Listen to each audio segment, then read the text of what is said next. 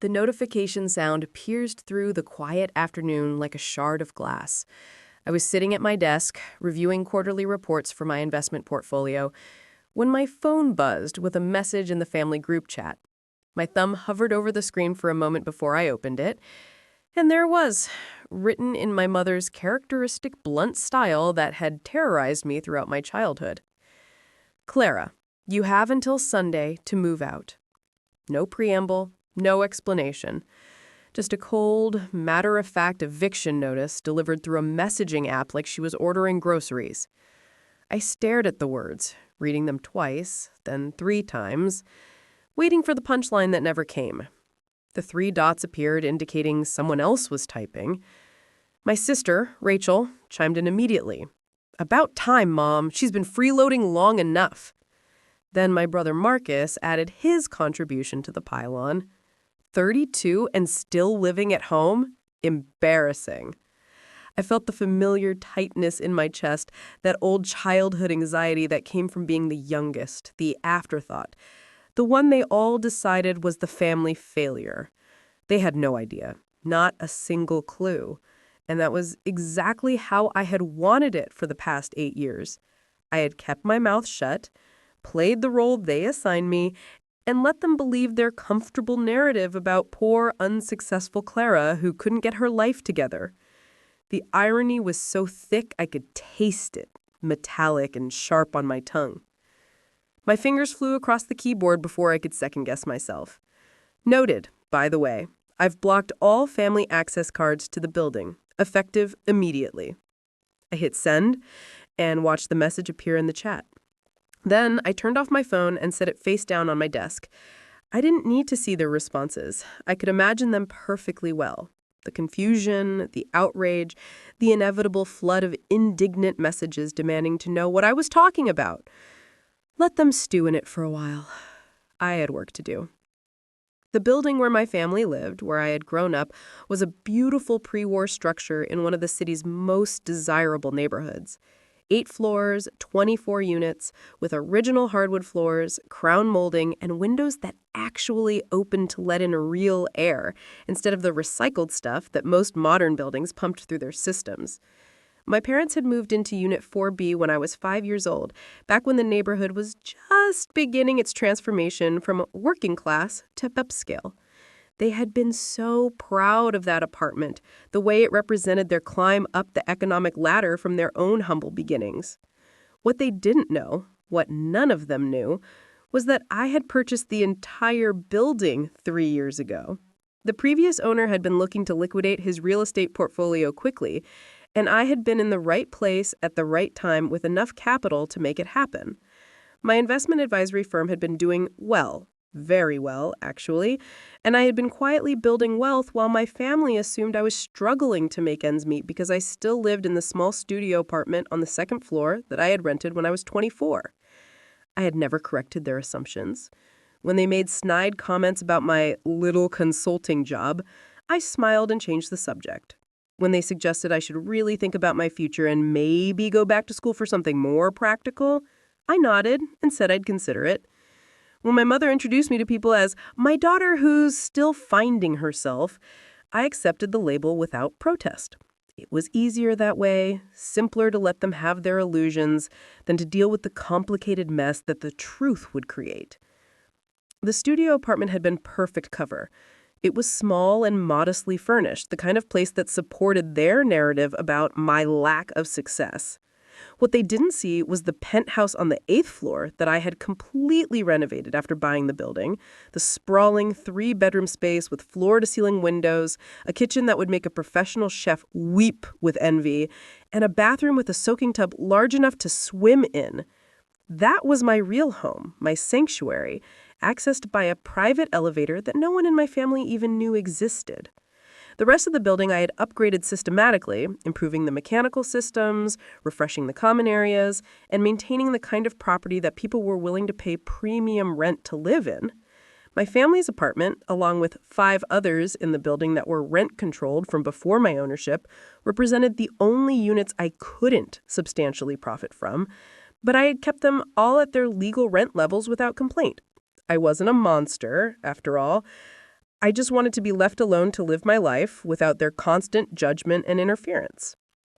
But apparently that was too much to ask. Apparently, my mother had decided that Sunday was moving day, that I had outstayed some invisible welcome that I never knew existed. The audacity of it burned in my chest like acid reflux. She didn't own anything. She was a tenant in my building, living in an apartment that I chose to rent to her at a fraction of market rate, and she had just tried to evict me from my own property. My phone started vibrating continuously on the desk, buzzing like an angry hornet trapped under glass. I ignored it and pulled up the building management software on my computer. The system I had installed when I renovated was state-of-the-art, with individual access controls for every resident and visitor. Each family member had been issued their own keycard, programmed to allow them entry to the main building and the elevator that serviced the regular floors. With a few clicks, I deactivated every card associated with my family members. My parents, my sister Rachel and husband Tom, my brother Marcus and his girlfriend Stephanie. All gone from the system. The only active cards remaining were mine and those of the other tenants who actually paid their rent without trying to evict their landlord. My building superintendent, Mr. Kowalski, called about 20 minutes later. His voice was uncertain when I picked up, tinged with the kind of careful politeness people use when they're not sure what's happening, but know it's probably dramatic. Miss Chen, I've had several calls from your family members. They're saying their access cards aren't working. Is there some kind of system malfunction I should know about? No malfunction, Mr. Kowalski. I've deactivated their building access. They are not to be permitted entry under any circumstances. If they show up, please inform them that they need to contact me directly if they wish to discuss the matter. There was a pause on the other end of the line, the kind of weighted silence that spoke volumes. Mr. Kowalski had worked in the building for 15 years, since before I bought it, and he was nobody's fool. He'd probably seen more family drama play out in these hallways than a therapist saw in their office. Understood, Miss Chen, and Miss Chen, for what it's worth, you have been a fair and generous owner. Whatever's happening, I'm sure you have your reasons. The unexpected support made my throat tighten with emotion. Thank you. That means more than you know. After I hung up, I finally picked up my phone and looked at the explosion of messages that had accumulated. 53 unread messages in the family chat, and another dozen individual texts from various family members.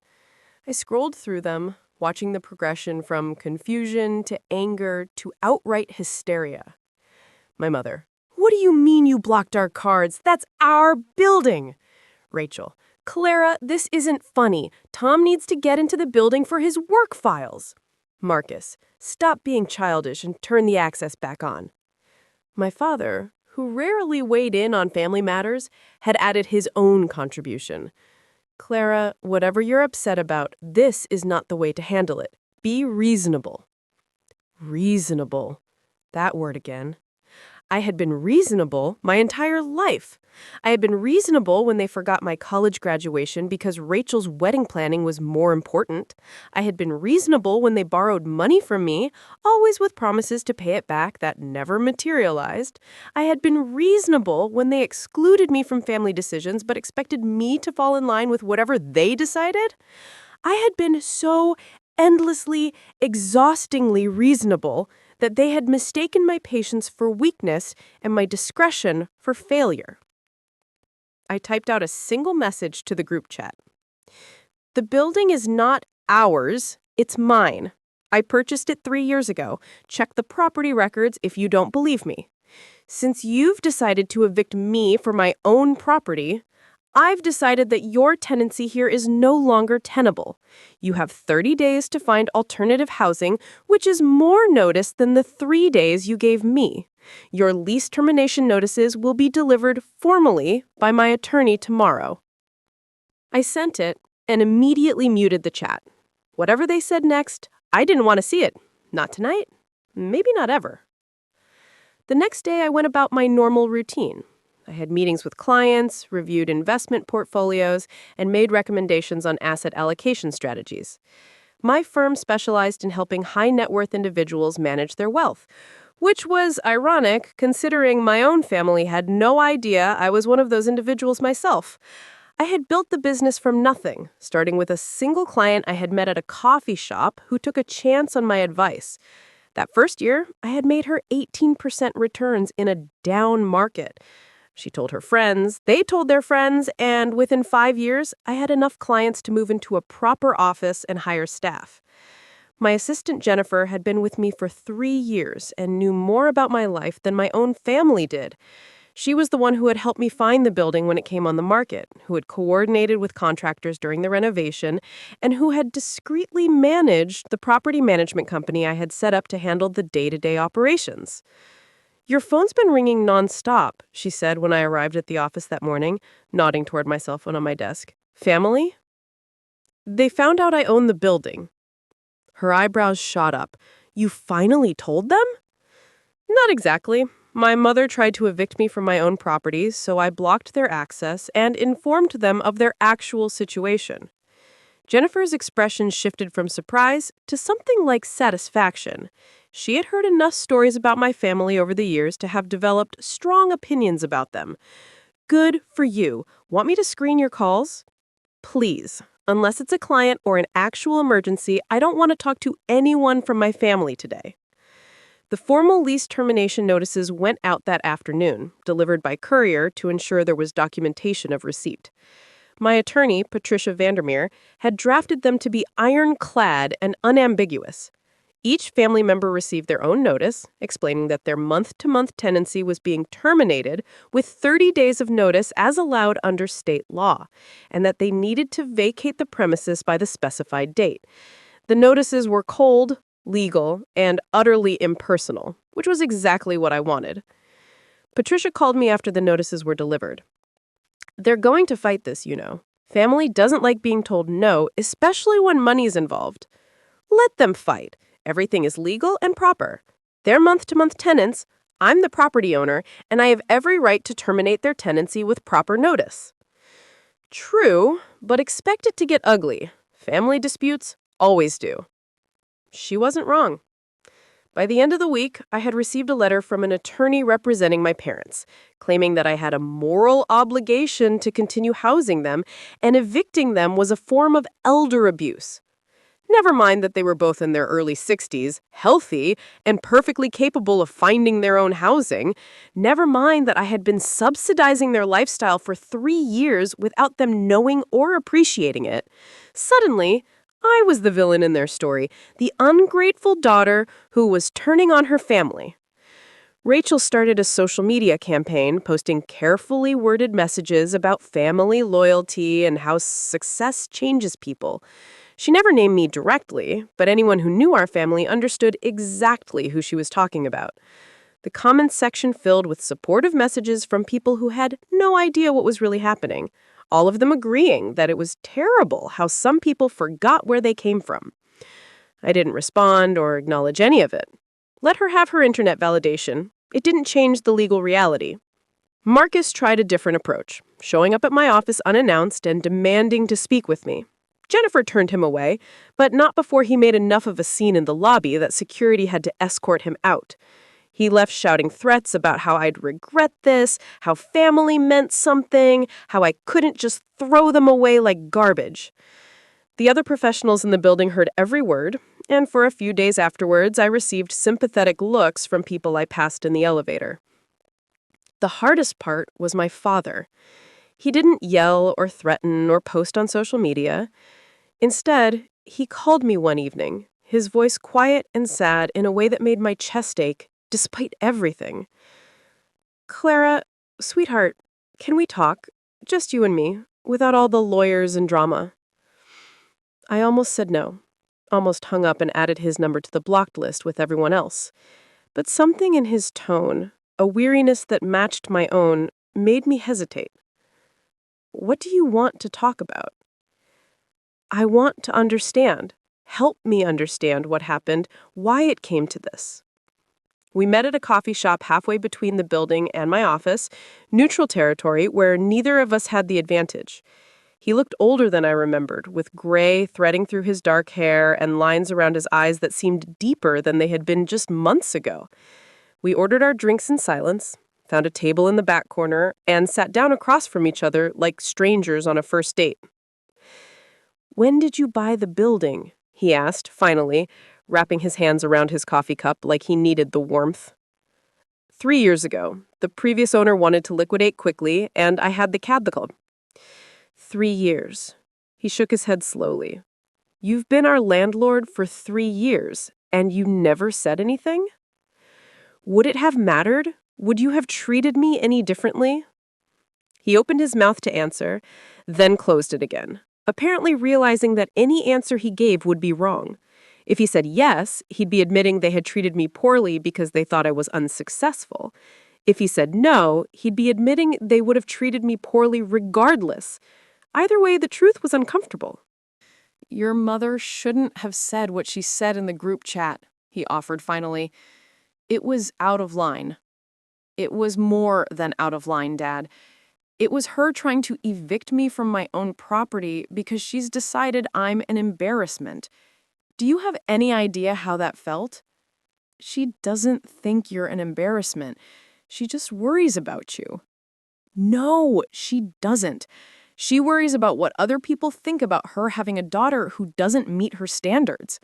There's a difference." I took a sip of my coffee, using the moment to steady myself. "Did you know I've been lending money to Rachel and Marcus for years? Rachel's wedding, Marcus's car, your roof repair last year. Thousands of dollars that were never repaid because they all assumed I couldn't afford to ask for it back." His face paled. "I didn't know that." "Of course you didn't, because none of you ever asked about my life, my work, my finances. You all just assumed. And I let you, because it was easier than dealing with jealousy or resentment or whatever would have happened if you knew the truth. So you punished us for not knowing something you deliberately hid from us?" There was no anger in his voice, just genuine confusion. "I'm not punishing you for not knowing. I'm protecting myself from people who think so little of me that they believe they can order me out of my own home with 3 days' notice." I leaned forward, willing him to understand. "Mom didn't say, 'We need to talk about living arrangements,' or 'Maybe it's time for you to find your own place.' She said, 'Pack your things.' Like I was a tenant she could dismiss at will. That's not worry, Dad. That's contempt." He sat with that for a long moment, staring into his coffee like it might contain answers. "What do you want from us?" "Nothing. I don't want anything from you. I want you to find a new place to live. I want you to leave me alone, and I want to stop being treated like the family failure when I've been more successful than any of you realized." "So that's it? We're just done?" The sadness in his voice almost broke me, almost made me take it all back, apologize, restore their access cards, and pretend none of this had happened. But I thought about decades of small slights, of being overlooked and underestimated, of smiling through their condescension while subsidizing their lives without recognition or gratitude.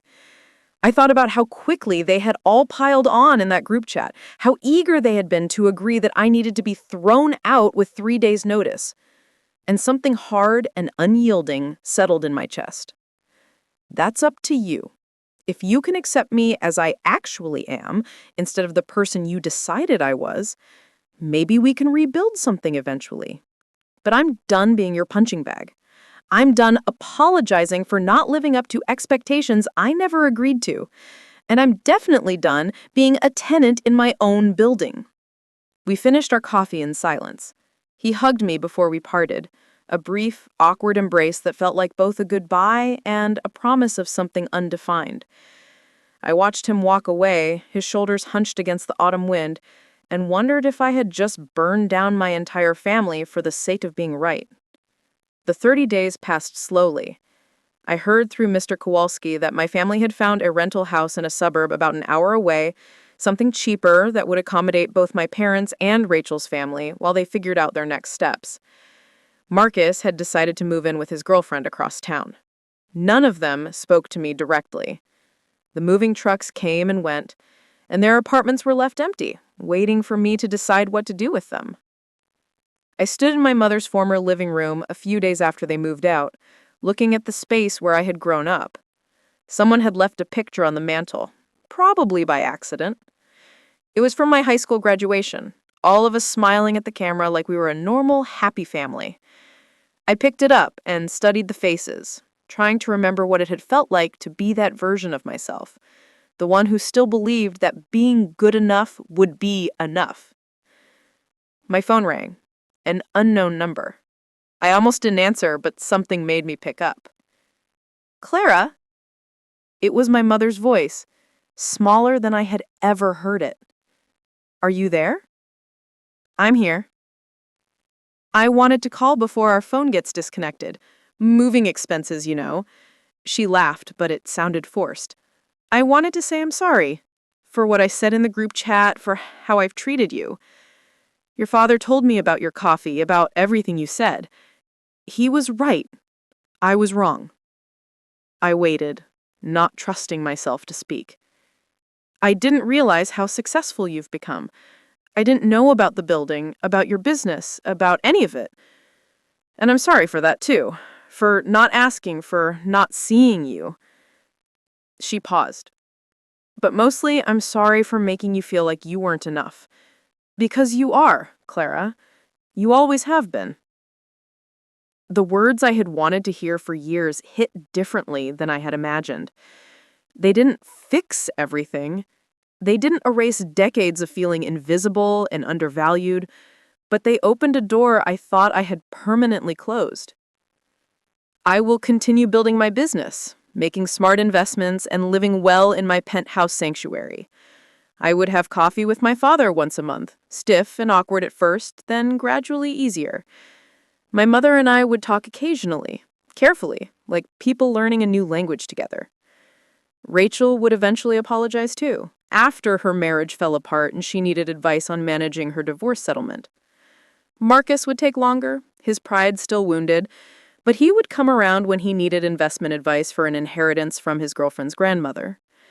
We would never be close the way some families are, but we would find a way to be something. Some new configuration that worked better than the old one had. But that evening, standing in the empty apartment with the graduation photo in my hands, all of that was still ahead. All I knew was that I had drawn a line, defended my boundaries, and claimed my worth. I had stopped being the person they wanted me to be and started being the person I actually was. And if that meant blowing everything up to rebuild from scratch, well, at least I owned the building. I locked up the apartment, took the elevator to my penthouse, and poured myself a glass of wine. Through my floor-to-ceiling windows, the city sparkled with a million lights, each one representing someone else's story, someone else's struggle to be seen and valued and understood. I raised my glass in a silent toast to all of us, the underestimated and overlooked, the ones who smile through condescension while building empires in secret. And then I drank deeply, savoring the taste of hard-won freedom.